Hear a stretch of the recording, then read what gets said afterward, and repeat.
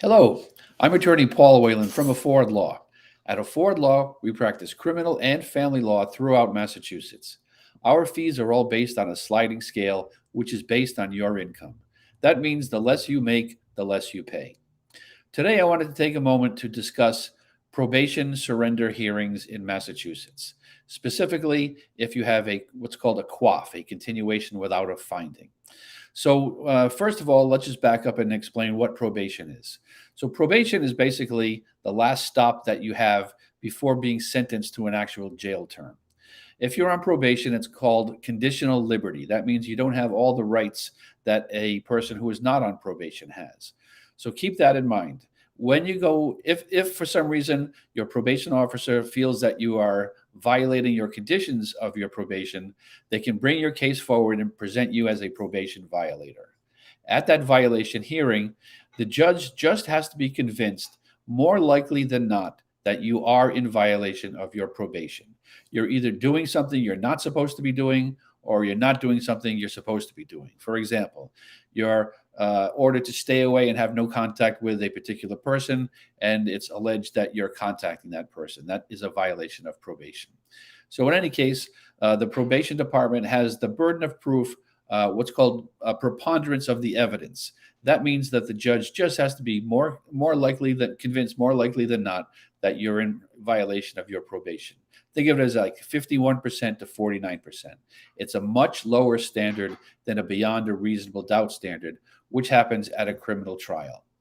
In any case, it's up to the probation department to meet that standard.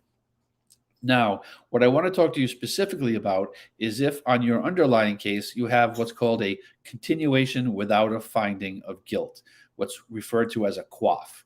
If you have a CWOF, that can be a very good thing because a CWOF is not a conviction. And if you get through your probationary period, at the end of that period of time, if you don't get rearrested and you fulfill all of your obligations, your case will be dismissed.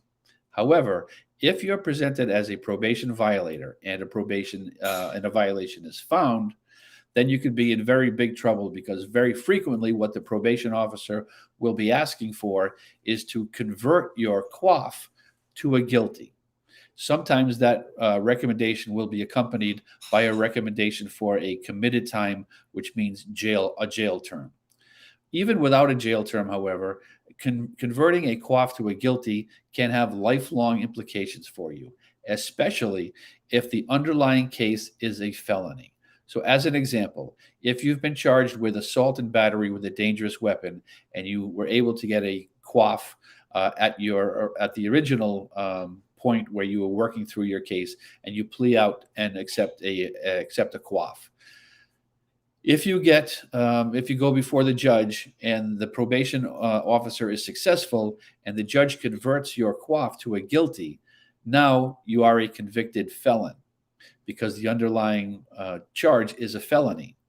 So that's going to follow you for the rest of your life as a convicted felon. It's going to impact the jobs that you can apply for and get. Some housing you'd be eliminated from some housing, and it's just a burden that you don't want to have. So if you have a CWOF in particular, be extremely careful that you don't get the CWOF converted to a guilty because that can cause you all kinds of trouble. Keep that in mind if you are presented as a probation violator, and feel free to give us a call at Afford Law.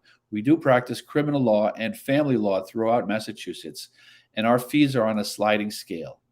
We're trying to give voice in the courtroom to the hardworking people of Massachusetts.